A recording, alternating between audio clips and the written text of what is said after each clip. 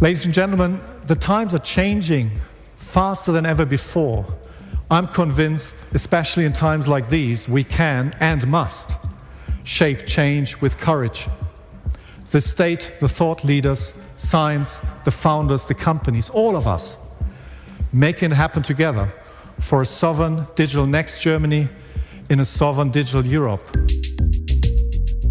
Hallo und herzlich willkommen zu einer neuen Ausgabe von Handelsblatt Disrupt, dem Podcast über neue Ideen, Disruption und die Zukunft der digitalen Welt. Mein Name ist Sebastian Matthes und ich begrüße Sie wie immer ganz herzlich aus unserem Podcaststudio hier in Düsseldorf. Ich habe es ja bereits am Dienstag bei LinkedIn geschrieben. Ich bin jetzt ziemlich geschafft am Ende der Woche. Hinter mir liegen 3 intensive Tage TECH-Konferenz in Heilbronn. 3 Tage mit vielen besonderen Momenten und Menschen, mit 2 großen Bühnen, 200 Speakern, 1400 Gästen und 150.000 Menschen, die die Veranstaltung im Stream verfolgt haben. Und ich sage es ganz ehrlich, ich bin müde und vor allem glücklich. Glücklich, weil meine Erwartungen übertroffen wurden, weil sich all der Aufwand gelohnt hat und weil wir es geschafft haben, einige der klügsten und wichtigsten Köpfe an einen Ort zu versammeln, um über die drängendsten Fragen unserer Zeit zu sprechen. Von den vielen Eindrücken haben mich 3 Gespräche besonders beeindruckt und genau die hören Sie jetzt hier heute im Podcast im Zusammenschnitt. Zuerst Karsten Wildberger, Deutschlands neuer Digitalminister. In seinem ersten Interview seit Amtsantritt erzählt er mir, wie er es schaffen will, was vor ihm niemand geschafft hat, den Staat zu digitalisieren. Und nicht nur das, sondern auch unseren gesamten Alltag. Und zwar so sehr, dass in ein paar Jahren niemand von uns überhaupt noch ein Portemonnaie braucht. Und nur so viel vorweg, ich habe selten ein Live-Interview mit so viel Zwischenapplaus erlebt. Dann Christian Sewing, den CEO der Deutschen Bank. Er sieht gerade eine riesige Chance für Europa, weil Investoren zunehmend in Europa investieren wollen. Und schließlich die neue Wirtschaftsministerin Katherina Reiche. Auch sie hat ja neulich ihr erstes Interview im Handelsblatt gegeben. Sie sendet ein starkes Signal an Gründerinnen und Gründer. Mehr Förderung, mehr Investitionen, mehr Rückenwind für den Standort Deutschland.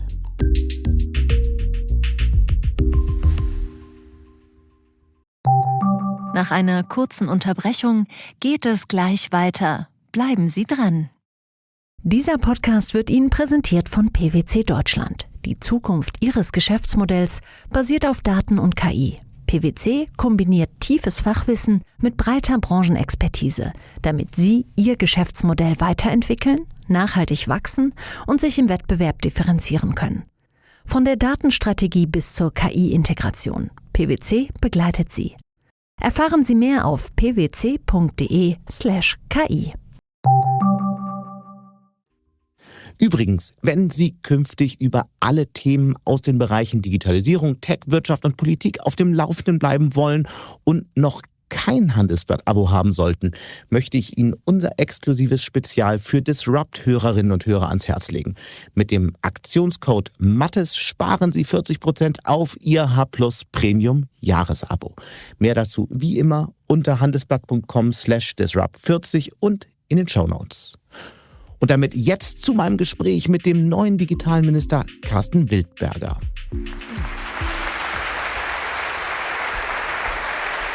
You've just taken office, as you said, as the new minister.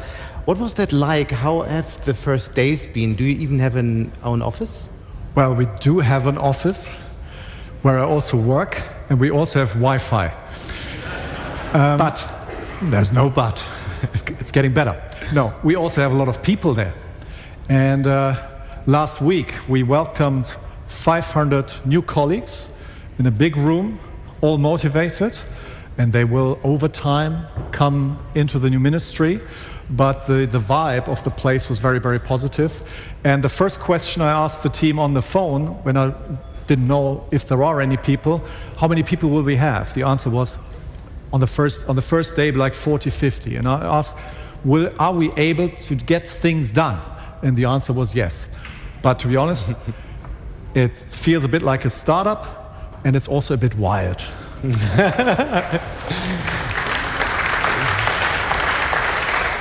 So you worked in big corporates for many years. What surprised you the most when you walked into the new ministry? The thing that surprised me most is the discrepancy between what you sometimes read, what people say about people in public service. The skill, the quality of people, and the intrinsic motivation is second to none. That is something money can't buy. That was the first thing I noticed, and everyone I have met is in general deeply committed to the mission. The other thing that I noticed is that the word implementation, the word doing, getting things done, hasn't come across that frequently. And I think this is where we have to combine the will with how do we get things done in a system, let's be clear, has become very complex over the many decades. And that's the thing I think that we will have to work on, getting things done. How do you actually build a ministry from the ground up? What does this process look like? Well, first of all, we are getting all the different resources and which are distributed today amongst 7 different places. So Exactly. we are bringing them together under one roof with different cultures, what I was told when they are coming from different places. So we're not starting from scratch. There's a lot of expertise, but it's a bit scattered. And now the job is to bring that under one roof and make sure we work together as a team. And that's also one of the things that I think is important. We ask ourselves, apart from creating an org chart with boxes, what's going to be different? So if you expect a different outcome, you have to also choose a different approach. And that's something we are working every week with the team on, and that will be a bit of try and error. But I'm very positive and hopeful. Let's look into this future. If your first term was a success, how will Germany have changed in the next 4 years? I think I know the expectation is super high, and I do not want to start with what we can't do. But let me be clear, the word digitization is a suitcase term that you could put anything into it. So we first have to say, what actually are we talking about, the different areas? The first one I would say is the infrastructure rollout. How can we accelerate here? And I would expect, and I think that's a fair request, in 4 years, will we have taken a big step forward, and will people say that this time it takes to build fixed lines, fiber, that it takes to build 5G, at some point 6G is on the line, is that going to accelerate? And hopefully very soon we will also talk about an important legislation that we will get through, hopefully very soon. That's one part. The other part is, I think, digitalization happens also in the country. In 4 years from now, we can see 5 times many startups with digital models.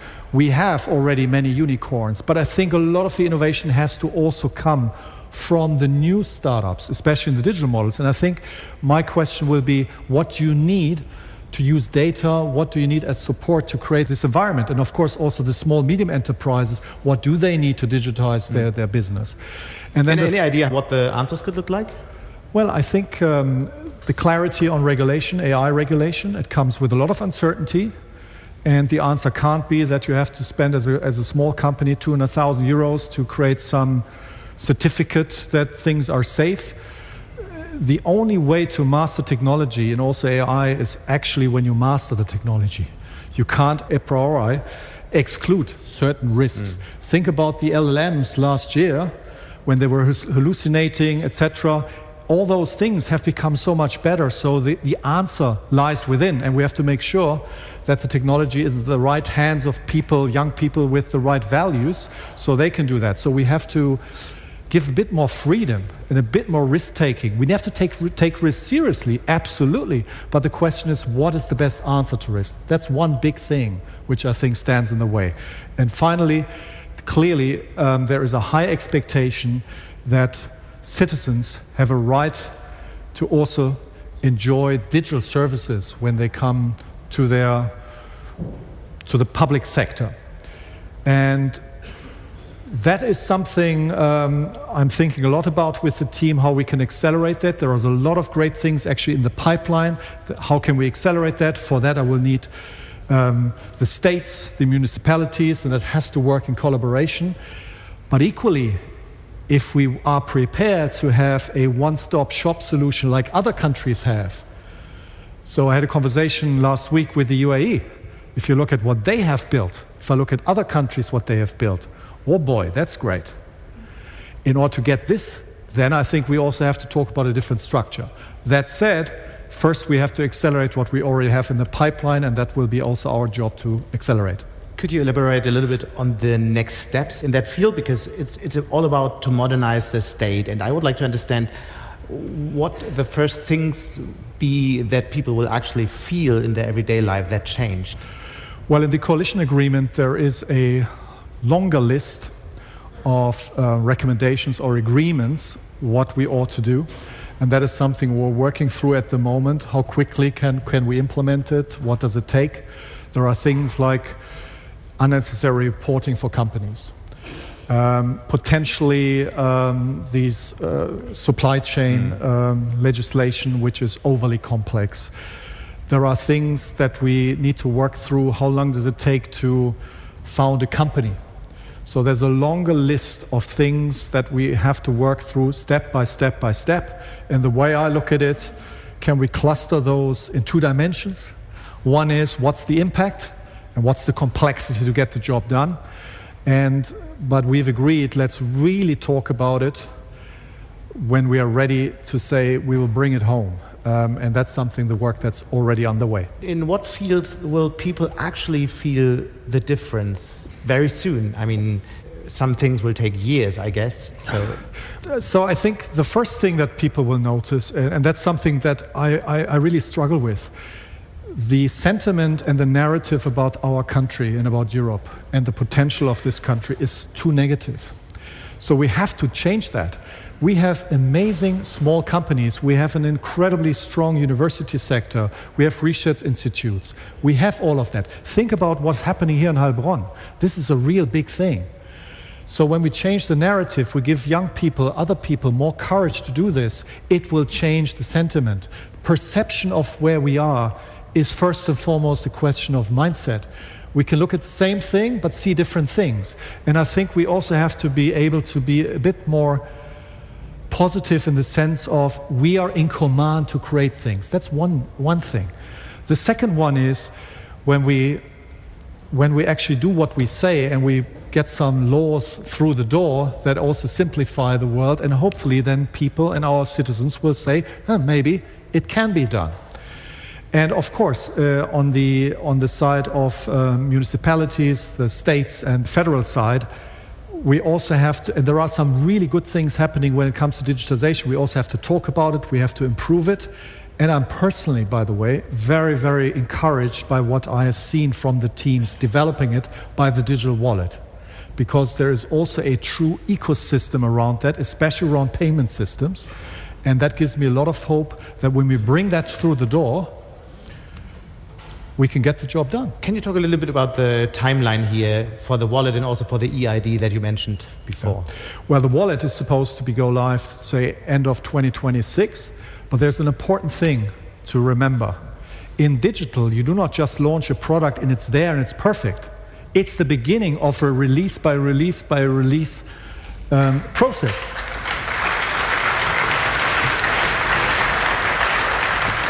So I said to the team, we have to work on the go-to-market because we have the first chapter, then the second chapter, and we have to grow the wallet. It just doesn't happen on day one and then it's either perfect or it's not there. No, this is going to be a process. So end of 2026, beginning of 2027, that's the real timeline. We also align with Europe because we want to make this interoperable. That means we can travel into other European countries and it's still working. And we have super good people on this topic, and I will also personally be a bit closer to this one. So what is the vision here, that I don't need a wallet anymore? Well, first of all, it's like I can identify myself on a daily basis with my ID card, with my driving license, with all the things that I carry in my physical wallet, electronically. I have maybe all my certificates university degrees or what I learned as a tradesman, etc. All the certificates in there. And that will grow over time. And if you look at other countries, everything we do is in there. And it, of course, has to be secure and safe. That's, of course, a prerequisite. And the other thing is that on top of that, we have the chance to create, we also do business with it, like doing payments in a supermarket or a loyalty program of a retailer and say we use that one. So it's a question of imagination. And imagine we can use the wallet as a starting point to think of 450 million people in Europe. That is a really, really big market. So I think this wallet is much, much more than just we launch an app. And it's, by the way, not just an app that is built by the federal government. Also private companies, it's a standard that's created. And that will be also used by many companies, and that can actually boost some growth. And there was another huge project with a big idea. It was called the digital patient file. It took decades, and now it's here, and nobody's really happy. So what can be learned from that example? Well, what I learned from that example, that the timeline for this, what I've just said, is basically, what is it now, 25? It's 1.5 years from now. And things are progressing, I would say, from what I've seen. I should take that with a pinch of salt, but very, very positive. So that's a foreseeable timeline. And very important is that we launch it in stages.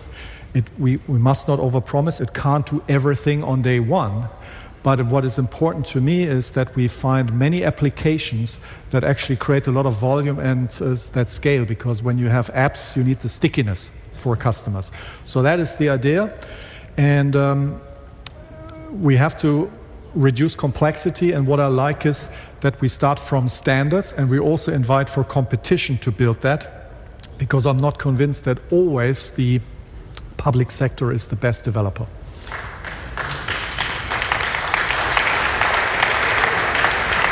We talked about, and this is obviously the big topic of this conference, about technological sovereignty. What does that actually mean for you? You gave us some numbers, but what would a sovereign Europe actually look like? Does it have its own cloud infrastructure, its own LLMs, its own Word program? Well, I personally think there are different aspects. Think of data centers. We need to operate at scale our own data centers in a safe and secure way. Of course, you can always ask how deep the value chain do you go. When it goes to chip manufacturing, of course, that will take it's a much different question. But there's so much more we can do. Think about what is being developed here in Heilbronn and in other places. 65% of the public cloud infrastructure goes to 3 other players. What if we now say, hey, Europe, where's your solution? Here's a big customer. Can we do that together with the right mindset? Why should we not participate? We have everything here. And to be clear, we have sometimes the tendency, let's take LLMs, we sometimes have the tendency, that train left the station, we can't catch up. If there's one thing we should have learned from China is the LLMs that they are building at the moment, they are a factor 20, 25 more efficient in their use.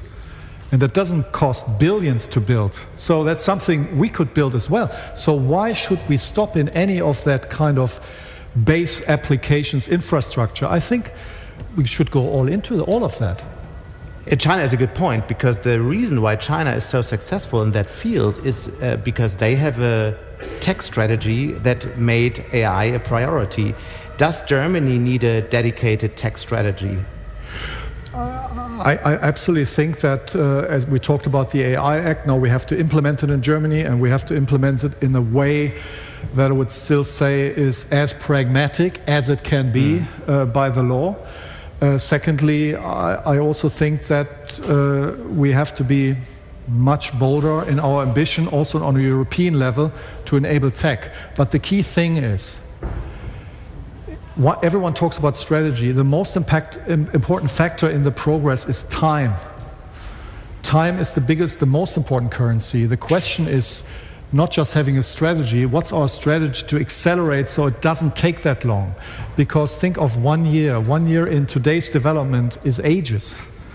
Think about how much just the AI side has progressed in the last 1.5 years. So I think one of the first and foremost principles should be how much can we accelerate?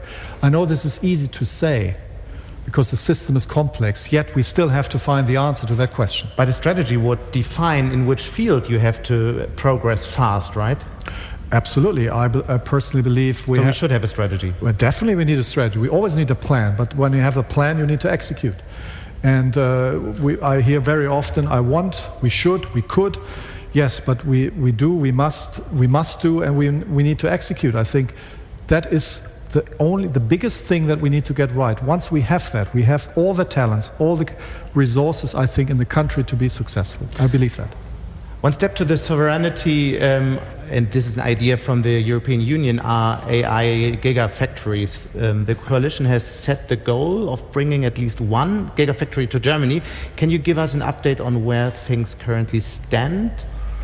Well, this is something that is in the process, and I personally have to say there are still open questions. Which is?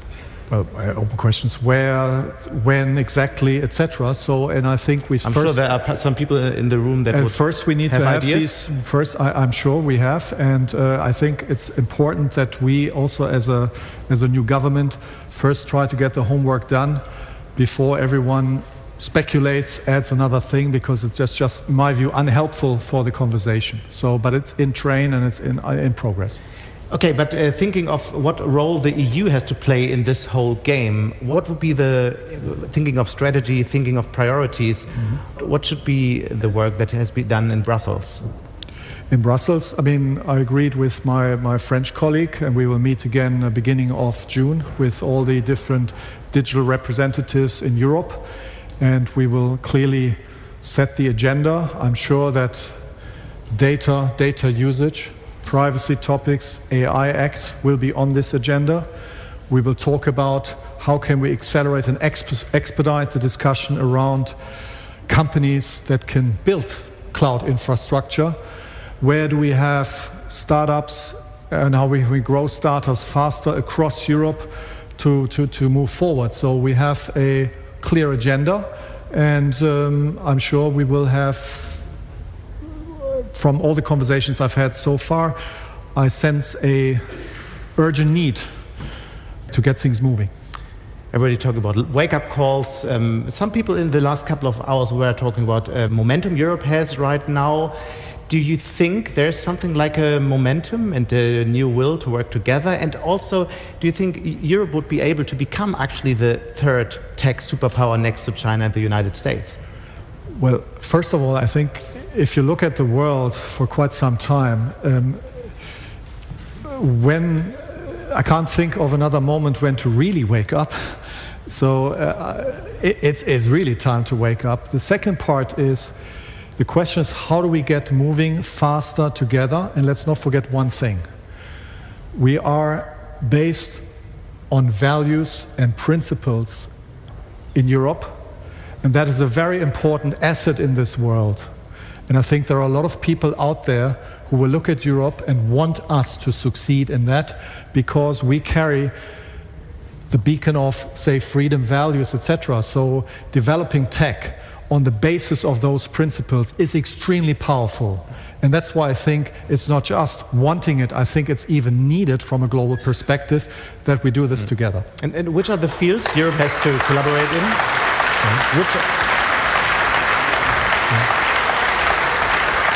Which are the fields Europe has to collaborate in? Well, I think first we need to make sure that the regulation finds the right balance between security and speed. That's probably a bit longer process. Nevertheless, there are things also short-term I guess we can do. Data usage is one thing. But then I believe we also have to allow the economy, the people, the individuals, the creativity of humans to get things done. I don't think that the state is the best developer of all those things. No, we have to create the environment that we unleash more momentum. And if I've learned one thing in my previous life, even when you think it's very tough, let's not underestimate when you have a target picture, when you have people believing in it, what this creative power can unleash. And the beauty of that technology that we're talking about is super fast. So there is no reason why we can't do that, and I hope that we get united in Europe also in the spirit of getting things done more quickly. I have two questions before we come to an end. You've said for founders working with data and AI, Germany should be the first choice. That's a bold goal. So how do you plan to make it reality? Well, first we have super talents in top universities, great institutions, research institutes, that a lot of people are envious of what we have. We have many hubs. One big strength in Germany is we not just have one center, we have many centers. So we have all these great talents here. We see a growing demand also from people abroad coming to us. Now someone has to explain to me, if you have the great education, it's much better than what people think. When you have great institutions, if we have all of that, what is then the next step to make sure they found a company and they found an ecosystem? For that, of course, you need private investment, not just in the early seed phase, also when you reach a certain size that you stay here. But look at Munich, look at other hubs here in Baden-Württemberg, etc., or North Rhine-Westphalia. We have to get the transfer right. We have to work on that. But the prerequisite of actually having the talents in place is already there. So I would say that's a necessary step, and we should use that step. Coming back to the beginning, is there anything you miss from your old job? Right now? Yes. Didn't have time to think about it, no. Karsten Wildberger, thank you so much. Thank you. Und damit jetzt zu meinem Interview mit Christian Sewing, dem CEO der Deutschen Bank. Und auch dieses Gespräch wurde im Rahmen der TECH-Konferenz in Heilbronn geführt. Thanks for coming, Christian. Yesterday we said we want to bring together the most important voices from all the industry, from finance industry, from tech, from politics. So we are really happy to have you here. And there are some pressing issues we have to tackle today. But to set the stage, let's come to tariffs, because we want to talk about the broader situation of the finance industry. So we have to start there. Last week, Donald Trump announced tariffs against Europe. Now the rollback. Have you been surprised? No, I'm not surprised, because I also said on April 9th that we shouldn't take it as a pure relief what happened on April 9th, i.e. that we have a pause for 90 days. We know that the situation is very volatile. We know that we have come to terms. I always appreciated actually the way the European Union always had the hand open and the arms open and says, let's discuss. The only thing I would now say is we should not put too much emphasis on whatever was agreed last night or yesterday. I think waiting for the last minute is always a risk, and therefore we should really use the next weeks in order to come to certain agreements, because at the end of the day, tariffs is obviously a situation where both sides will lose. Yeah. And in what particular, would 50% tariffs mean for Europe? For my own business, well, for the economy actually in Germany, if we think about a 50% tariff, you know, there are numbers floating around, but it is certainly, if you have only a GDP growth of 0.3% or 0.4%, I tell you, with a 50% tariff, you will be at zero or potentially even in a negative territory. So it's a huge risk. Katherina Reiche just said we need a positive momentum. You talk to many executives all over the world, from financial institutions, from big corporates. What's going through their minds when they look at Europe right now? I've just spoken to a senior executive, and he told me that he has never seen such a dramatic shift in sentiment in decades, referring to the views the financial community has on Europe and Germany. Yeah, there is certainly, I mean, if you compare the situation, and you were there, I remember when you and I discussed it at the end of the Davos week. Exactly, I was thinking of that. And look, at the end of the Davos week, there was a little bit of a phrase, it was not an official phrase, but kind of behind the scenes, people were saying that Europe remains uninvestable, everything is happening in the US. Mm-hmm. Well, that actually changed a lot. And there is a big reallocation happening. You see it with all the equity developments over the last 6 weeks, that actually the European indices are growing. But I would say that there is an optimistic view what could happen in Europe. But more important, Sebastian, is actually the fact that a lot of people are thinking, is there a rebalancing happening from the dollar to the euro, from dollar stocks to euro stocks? And yes, we have seen some rebalancing. The real issue is, it's still on the agenda of the investment committees. Most of the investment committees of the big funds, they are discussing it as we speak. It's not that an investment committee of a fund which is investing long term, that they put together and that they sit together on April 9th in the evening and saying, oh, there is now the pause, let's move into Europe. They are reconsidering, and therefore it is so important that the German government, that the European Commission is moving now, because that drives the sentiment, and that will drive more committees of these investment funds to even increase their stakeholdings in Europe. So it's actually a huge opportunity for Europe, which we now have to make use of. What exactly has to happen? Tangible reforms and tangible signals out of Germany, but also out of the European Commission, that they are not only willing to talk the talk of competitiveness and growth, but that we have real changes in legislation, real improvements, for instance, on the energy side, on the application of the infrastructure funds, on the tax law. And that needs to happen, in my view, over the next 90 days, because this is the time where the investment committees are actually investing. So looking at what's coming out of the government right now, is that the right direction? Yes, I think it's the right direction. I'm actually quite optimistic. Is it enough? Well, you know, we Germans are always saying it's never enough. And obviously, as a CEO, I'm also always saying, even after a good quarter, I'm saying it's not enough. We need to do more. But let's take some. Look from where we are coming. Look what the direction is. In my view, and that's what I said, and you know, when I'm asked for advice on the government, I'm always saying one thing: whatever decision you take, there must be a core principle that each decision must support growth and competitiveness in Germany. If this is the ground rule, then we will turn around Germany. We have it in our own hands. We have the strength to do so. But you need to do, everything needs to be focused on growth and competitiveness. If you do this right, all the other issues we have, societal problems and so on, are actually a solution and will be solved if you grow and if you increase your competitiveness. So is Germany having a momentum now? Yes, they do. I mean, we see it in some of the surveys. If you look at the IFO, if you look at the funds coming to Europe, there is actually the benefit of doubt we get from the external investors.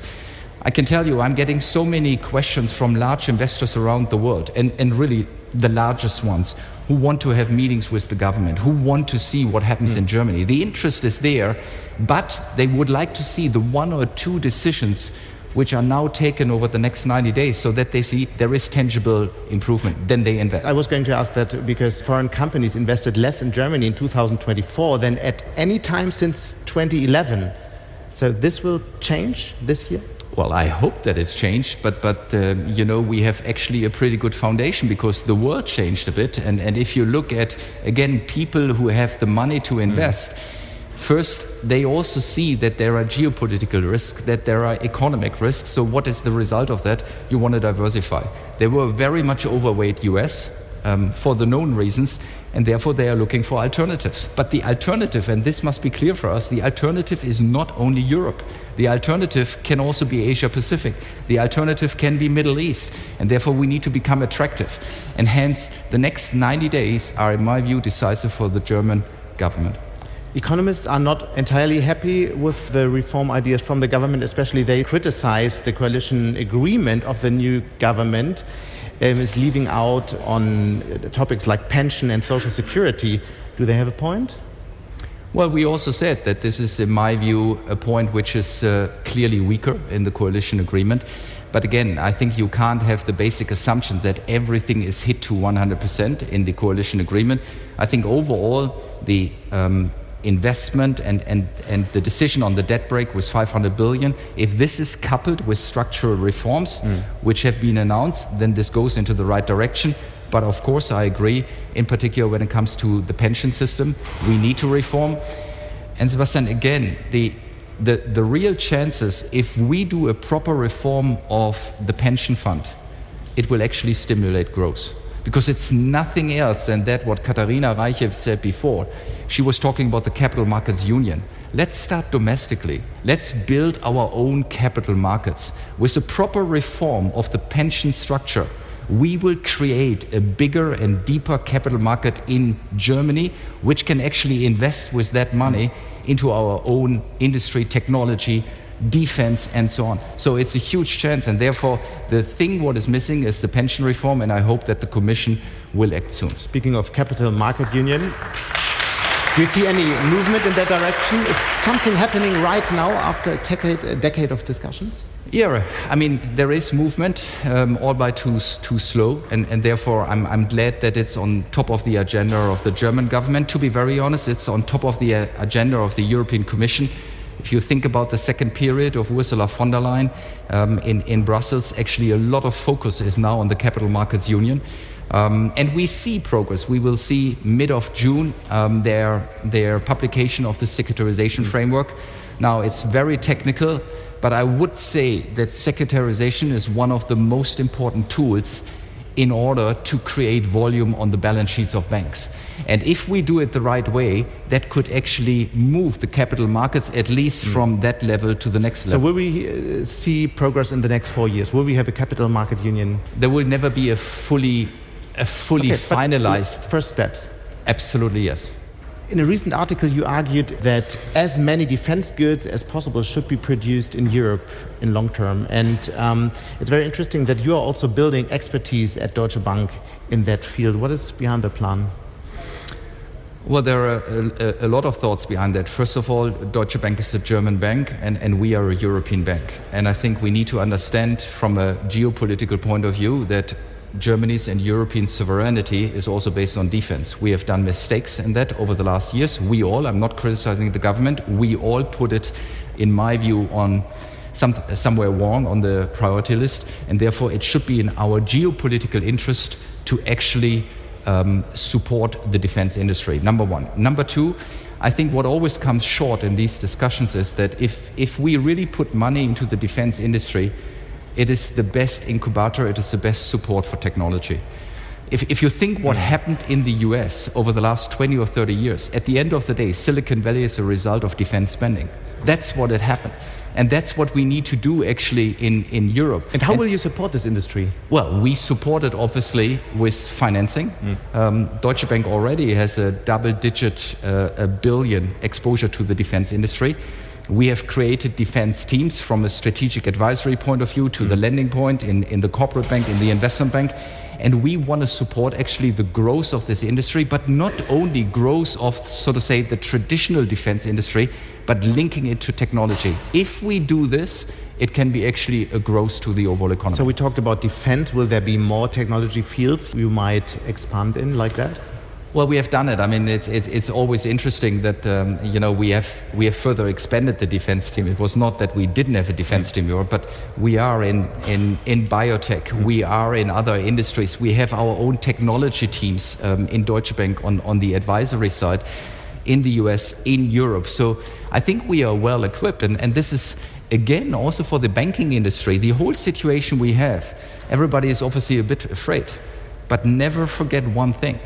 The world is looking in each and every industry for the European alternative, because people understand that the world is getting more complex. And in banking, I can tell you, the demand for a European alternative to the US banks is as big as it's never been before. It's our chance. And the same will be in the defense industry. The same will it be for other industries. We need to jump on the opportunities. We need to have the framework established by the governments. If we do this together, Europe can actually benefit from the situation. Thank you for these very strong words. Und zum Abschluss kommen wir zu meinem Gespräch mit Katherina Reiche, der neuen Bundeswirtschaftsministerin. Und zum Einstieg wollte ich von ihr wissen, warum Donald Trump der EU einen Aufschub bei neuen Zöllen gewährt hat. I would like to start with tariffs. How did it come that Trump suddenly decided to postpone after all? I really thought over the weekend how to kind of recalibrate myself. And I thought of the famous British slogan, keep calm and carry on. So keep on negotiation, keep on talking. We realized over the weekend that the 50% tariff is now again part of yesterday, so we now in the process, we have 6 weeks. We are very much aligned with Ursula von der Leyen and the Commission. They do a great job.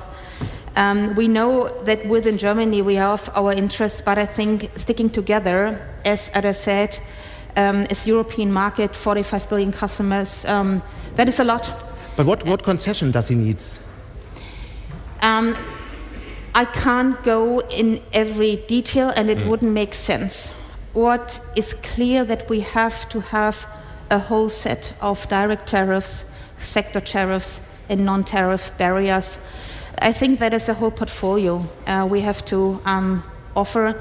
In the end of the day, and I think that is one sentence I want to say to our American friends, tariff discussions, tariff uncertainty hurts both sides of the Atlantic, not just Europe. It hurts also America. And we see it where capital drives right now. And to calm down and find a solid base, not only for negotiations, but for a solution. That must be the goal. I won't go into the blaming. I leave this to others else. America is our most important partner, and we have to find common ground. Nach einer kurzen Unterbrechung geht es gleich weiter. Bleiben Sie dran. Milliarden für die Bundeswehr, aber was passiert eigentlich mit dem ganzen Geld? Genau das fragen wir uns im neuen Handelsblatt Defense Briefing. Ich bin Frank Specht, Berichter aus Berlin über Sicherheits- und Verteidigungspolitik. Und ich bin Markus Fasse, Unternehmensreporter. Gemeinsam schauen wir, wer profitiert, was läuft und was nicht. Jetzt anmelden unter handelsblatt.com/defense und jeden Mittwoch topaktuelle Infos zu Rüstung und Verteidigung direkt ins Postfach. Wir freuen uns auf Sie. You talked about growth and made that one of your priorities. And last week we've seen very surprising numbers. The German economy grew twice as fast as expected in the first quarter, 0.4%. Have you been surprised by these numbers? Well, you are also happy for every new subscriber, and congratulations by the positive circulation development this year, by the way. All these small movements, they become really interesting on a certain scale. Yes, there are some lights, but there's a but. We have still external factors which are infecting our economy. We discussed the first one, that are tariffs. I think, and that's what economists anticipate, we experience anticipatory effects. So going to business and produce before a tariff might hit us. We come from 0.2 to 0.4, so I would go further than the year before we really can estimate if it's a turnaround. So what do you expect for the whole year? Well, the expectation overall is that we are still in a recession, and we are in a recession for the third year in a row. So that's not the turning point right now? I wish I could say this, but again, it's too volatile. We see positive signals from some sectors, but we know the powerhouses like automotive industry, chemistry are still in high constraints. And take chemistry here, for instance, if we have structural reforms, structural things we can do in Germany and must do, like energy prices, before we haven't solved this situation, and the economics for especially energy-intensive industries will be hard and tough to cover. The new government is talking a lot about ambition. So what is your growth ambition for, let's say, 2029? So if everything worked out, what you plan to do in the next couple of years, what is your ambition? We must come back to a steady path of growth. What does that mean in numbers? If you look back, the last 10 or 15 years, there was basically no or slight growth. We saw more investments outside from Germany than coming in. We lost in many indicators like competitiveness, like innovation, not to mention digital. Before we come back on a stable growth path, 2%, even more, It takes structural reforms here. So let's talk about these reforms. What are the 3 most important reforms to reach that goal? First, corporate taxes. We have to be tax competitive within the next couple of years. The coalition treaty points out that we go on corporation tax quite late in the legislative period, but still we have to make our labor market again more flexible. We have to reduce our energy costs, and we have to levy bureaucracy and the endurance of our permission processes, and we have to modernize our infrastructure. So modern infrastructure is key to growth, and modern infrastructure is key to come to investments here. One question about that, labor market more flexible, what would that mean exactly? For instance, to be more flexible, how long someone can or will work. I think looking at our demography and so the end of the 8-hour day. It is the hourly basis. It is what you can work in for an hour, but it's also how long we want to have people in their active lifespan. So going retirement between 60 and 63 won't be enough, so we have to come back. And I think here the coalition could have been more courageous. We have to work longer. That is maybe a not very comfortable message, but we have to do so. Speaking of growth, what role will emerging technology play in your growth strategies? So to mention some technologies it's not easy, but maybe I pick 3 or 4 of them. First, it is really one technology itself. It has to be technology clusters. Helmut Schönberger knows what I'm talking about. You have to build an ecosystem on technologies, on entrepreneurs, on money, on interdisciplinary work, and that isn't just focused on one industry or on one specific technology. But when it comes to where we have to really go in, it's definitely AI. As I said, AI is not a nice to have, it is a must have. Clean tech is also a must have. We know that we have to invest in climate friendly technology, and we have really to speed up in this. Biotech will be a next part. We have to be better in defense and defense technologies. Growth, by the way, is also important to finance what we have to invest in our defense technologies. We see here interesting startup and scale-ups, and we should support them. Then robotics and autonomous driving. Daimler Truck is leading in autonomous truck driving. I think we are not that ahead in autonomous driving cars, but we can do here also much more. By telling this, I find a hard time that the state defines what's good and what's bad. What state can do, what a government can do, is offer source for capital, is the opportunity to invest and to go on research. By the way, what happens now in the United States could really chance for us to attract researchers from all over the world, and especially from the United States. At least we should try it. And we should be open for each technologies. The things we have to do, the future we have to cope. We must embrace every single technology which is on the way, to exclude from the very beginning something because we think it's too riskful. There might be a risk in the future. Bounce ourselves and narrow the path. And I think we have to widen the path for every single technology we can be aware of to tackle the challenges. You mentioned all the important fields, robotics, AI, biotech, and also. But in many fields, Germany keeps falling behind right now. You mentioned that in your speech also. Germany files a large number of patents. We all know that. But most of them are in industries that are already, that have their best days behind them. So what can a dedicated tech strategy for Germany look like? I mean, we've heard of clusters. What can the federal government do to support this kind of clusters? And what else is thinkable? Because there's not enough money, we all know, but what exactly has to happen? So Taking the clusters in Unternehmertum, and I think Helmut Schönberger today will be the most quoted guy on the whole conference.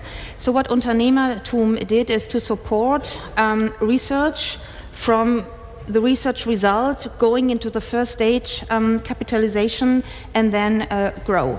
This concept is so tremendously successful. But it's 20 years old. Why, yes, now we not only try to copy it, we have this competition running. We will present in a couple of weeks the winners of this competition. You can't just copy, but you can transfer the idea and the dedication, and that is what we do, and we will finance this. Because you have the EFI here as well in Heilbronn, which is also a very nice cluster. How can you help them? So we double the funds we have in our ministry, the startup fund, we have the German fund, we have the WIN initiative, which has to be filled, and we have to leverage a bit capital. And maybe that is something what I will do different from my predecessors. Public money can just cover a slide of the whole investment which is needed. So for all the transition, 10% will be public money. The rest has to come from private sector, and we have to have the framework to leverage it. So we have to make it open also with a capital union within the EU. I think two things are very important for Europe. That is, of course, a defense union, but it's a capital union, and that is a energy union. To have a capital union to raise money and to help startups and scale-ups to grow. That is something we have to have, otherwise we will lose what we funded with a lot of public money, mostly to the US. The capital union is this other concept we talk about for at least a decade now. Christian Sewing is here, he was pushing for that for a long time. Do you see any activity now that this project might move faster? Well, I told you when I came back 10 years after leaving politics by my own decision, I told you that I found things where I say, okay, no improvement in 10 years, how can this happen? But looking now, we don't have much time. So if this government doesn't use this legislative period until 29 with courage and with the will to change things, we will find ourselves in a very difficult position. Economically wise, geopolitical wise, but also from internal politics when it comes to extremes on both sides. We're doomed to success. We know this, and we have to work for this. You mentioned all these high-tech fields we should focus on. Does that really mean, because we have a huge public research in Germany, so does that mean also you think the billions that go into these fields should be focused on the high-tech fields you just mentioned? Well, one thing I think we could learn again from the Unternehmertum and from the TU München.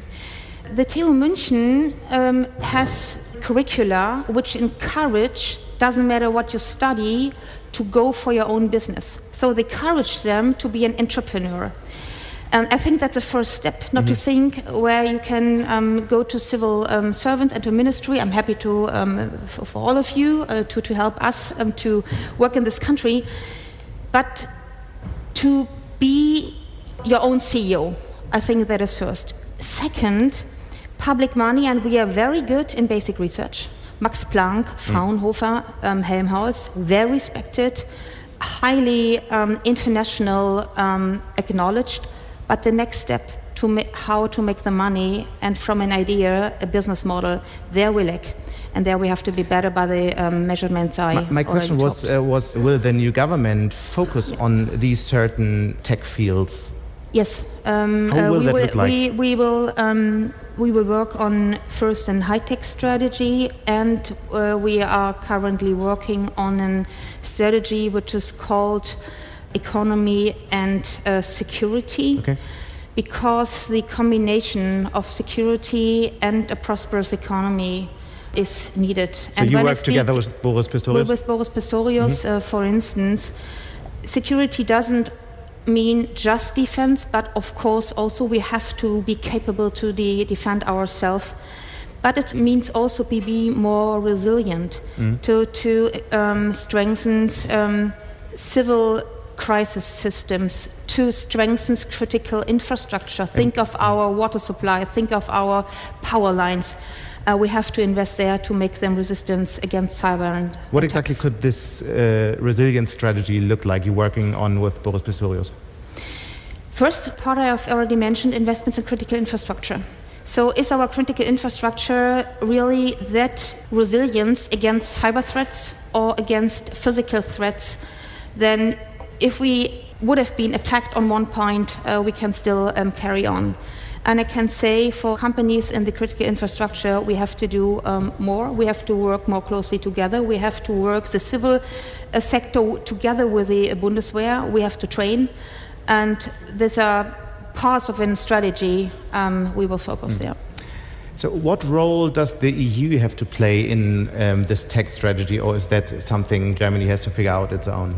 No, the EU itself works on a strategy on security and economic strength that covers from value chain, rare materials, where we do get them from, until AI and new technologies, to make ourselves less dependent from one state, from one deliverer. We have seen in the crisis how vulnerable we have been when it came to Russian gas. If I look right now how depending we are in clean tech from China, I think we have really to recalibrate our value chains to be more diversified than we are. How could that look like? Well, materials at all, rare earth materials, are not found in China. What China strategically did is to not only invest in the mining decades ago, go to refinery and create and build up a market which they dominate on different metals. But what can you do against it? There are other countries. They were treaty prepared, but unfortunately never negotiated to the end with other strategic partners like Vietnam, like Australia, also like ex-Soviet republics, Kazakhstan, Turkmenistan. So tariffs wouldn't be an option for you? So how can I tariff if I need permanent magnets for my wind turbines? So I think a tariff, we should do it in a more wisely way, yeah. So the big topic of this conference is European sovereignty, and you mentioned that when it comes to green energy, we could talk about AI, we could talk about all the digital platforms we are using every day. What would digital or technological sovereignty of Europe mean for you personally? Digital sovereignty means first not to exclude and not to regulate risk-based. The European market could offer a market of embracing a technology without crushing it from the very beginning. So think about the AI Act. Data protection was a good example, but it could have done more easily. The AI Act right now, at least that is my fear, that we are not attractive anymore in implementing AI and be attractive for companies. Or when it comes to green hydrogen, so we killed the business case before it could have even started. So to use the regulatory power of the European Union wisely, not in a risk-based assessment, but in a more chance-based assessment. The question is also, does Europe need its own LLMs, its own cloud platform, or is that not so important from your point of view? I think we have worked for cloud for a couple of years. We worked for technological champions within the EU. That might be an option. Didn't work out, right? I mean, Gaia X. Exactly. So we have to think, is it wisely to copy something where another nation or another continent is so far ahead of us? Or do we go for something new? So like the famous allegory from ice hockey, don't go where the puck is, but where the puck next will be. They would like to have us. In what field, in what technological field should Europe be independent? We should invest in defense. We should invest in clean tech. Yes, in application of AI. So I think we are good in automatization. Our car industry is still good. We are good in robotics. We are good in autonomous driving. Here to invest and develop and to be more strategically independent. So Last question. Many people in these rooms are working on Europe's future. We have talked about this for almost 24 hours now. They work on innovation, sovereignty, digital transformation. When you look at this audience, what do you expect from the other side, from entrepreneurs, from executives, from scientists? I think first of all we have to change the mood in this country. This ongoing pessimistic view on what we have done bad doesn't help us for future. We know our homework and we have to work on it. At least the German government is start working and to fix some things. But I think if we see ourselves just as a glass half empty, as the loser of the world, how can we be attractive to anybody else? The session before, we were applauded.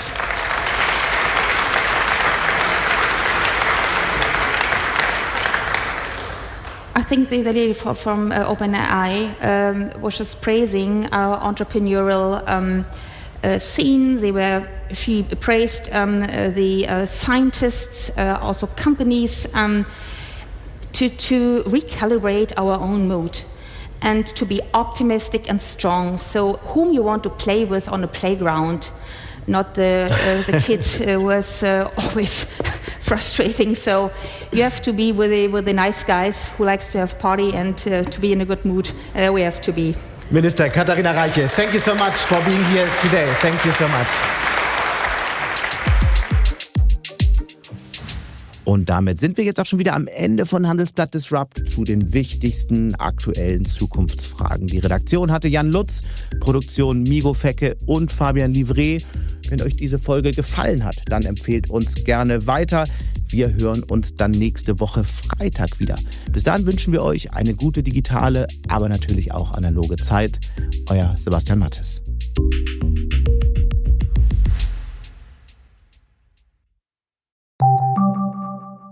Konjunkturschwäche, Investitionsstau und geopolitische Unordnung? Wie kann Deutschland den Neustart schaffen? Beim Handelsblatt-Bankengipfel am 3. und 4. September 2025 in Frankfurt treffen sich führende Akteure aus Politik, Aufsicht, Finanzwelt und Wirtschaft, um Lösungen für die kommenden Herausforderungen zu finden. Das Motto: Geopolitik, Disruption, Wirtschaftsflaute. Was Banken und Fintechs jetzt erfolgreich macht. Melden Sie sich jetzt an und sichern Sie sich 15% Rabatt mit dem Code BANKENGIPFEL25.